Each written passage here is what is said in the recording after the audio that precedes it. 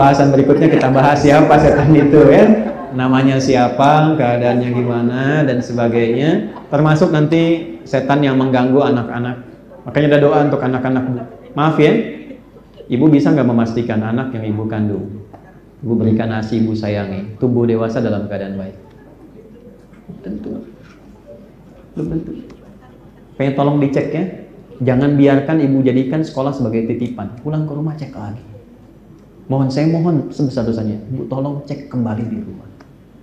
Jangan sampai anak itu tidak menjadi investasi terbaik yang membahagiakan orang tuanya. Konsep di Islam, anak itu ketika dididik dengan benar, itu investasi yang paling istimewa untuk membahagiakan orang tua di kemudian hari.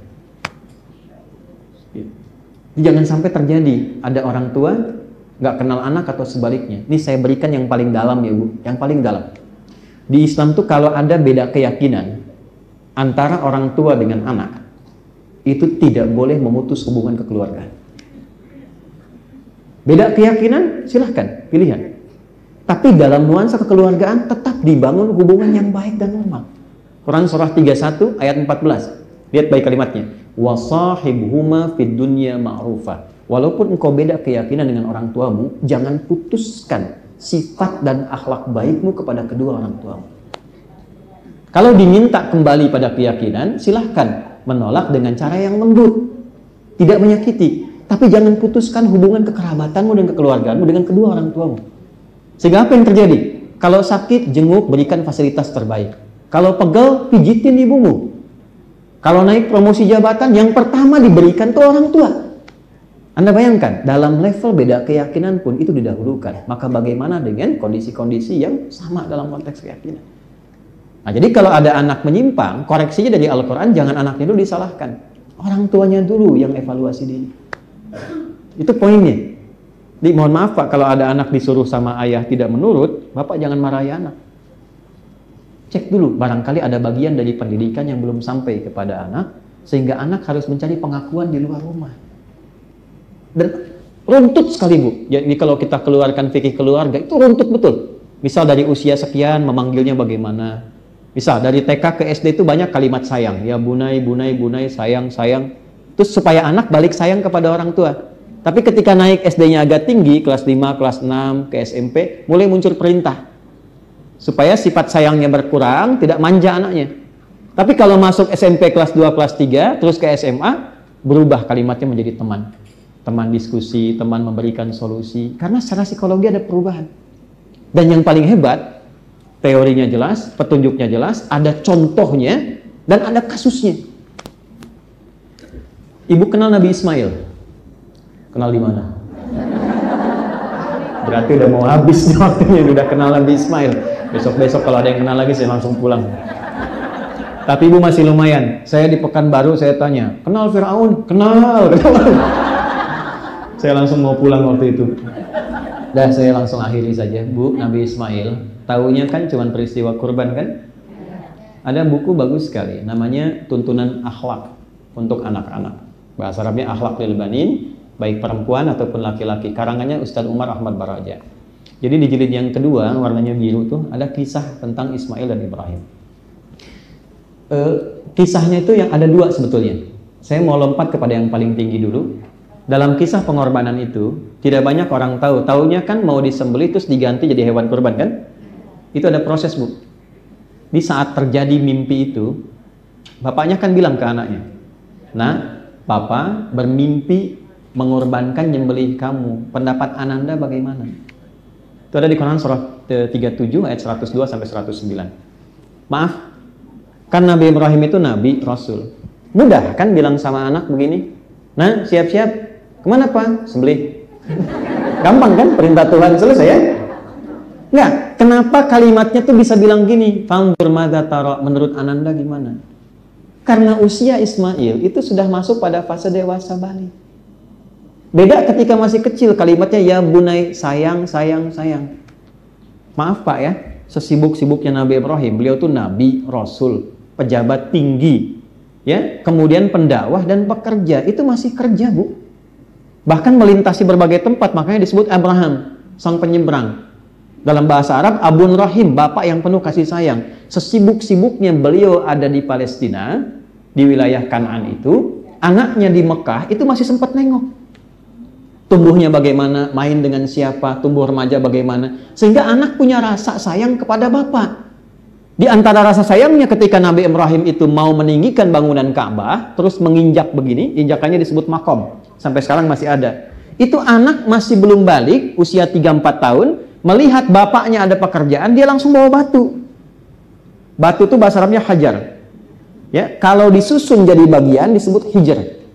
Kalau jadi ruang disebut hujrah. Maka dia bawa di sisi lain dengan mengatakan, bahasa kitanya, Pak, aku mau bantu ya. Dia susun-susun sehingga bagian itu sampai sekarang disebut hijr Ismail. Nah sekarang pertanyaannya, bagaimana mendidik seorang anak yang punya rasa kepemilikan tinggi, bahkan ketika ayah dan ibunya punya satu beban tugas pun, dia ingin mengambil bagian itu. Rasa. Kenapa? Karena ada rasa yang dibagi juga. Sesibuk-sibuknya masih ada sempat tuh nengok, sempat tuh lihat. Saya ini terbang Bu ya Pak. Ini saya ngejar hanya untuk balik, lihat anak pulang sekolah, hanya untuk dilihat terus langsung ke bandara. Supaya anak tidak kehilangan ayahnya. Jadi yang ditunggu itu, anak nggak peduli Pak. Saya ini disebut di Timur Tengah Syekh. Di sini dipanggil Kiai, panggil Ustadz. Ada gelar. Tapi anak saya nggak peduli, cuma pengen ayahnya. Tidak pernah selama saya ngajar dan pulang, saya disambut di pintu depan, anak saya mengatakan, Kiai! Nggak ada. Mereka bilang, Buya. Itu ayahnya. Anak saya usia 3 tahun, Ahmad, dengan kakaknya, Amel. Saya mau berangkat, Buya sebentar. Rupanya 2 anak ini kompak bikin gambar. Dan bilang, Buya jangan buka, kecuali saat di jalan.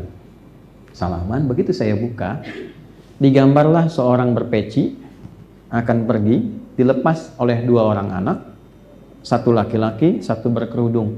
Lalu ditulis di atasnya, I love you Buya, engkau adalah ayah terbaik yang Allah kirimkan untuk. Itu sampai sekarang kertas itu selalu saya masukkan dompet, nah pernah ditinggal. Aktivitas. Terus siapa Anda? Anda mau jadi silahkan, auditor utama, pejabat hebat, sampai ke rumah, dia butuh ibu dan ayahnya. Nah yang sering ganggu itu ini. Ini kesibukan di kantor dibawa ke rumah. Anak tuh gak tahu apa-apa. Bapak boleh sibuk di kantor, tapi pulang ke rumah tuh anak butuh ayah. Ayah, diam kamu. Yang bikin bapak harus marahin bapak juga. Ibu juga demikian. Nah ini hal-hal yang simpel, sehingga ketika akan dikorbankan itu saat dewasa, itu diajak dialog. Sayangnya menurun, dialog muncul. Setelah itu, dibawalah ke bukit.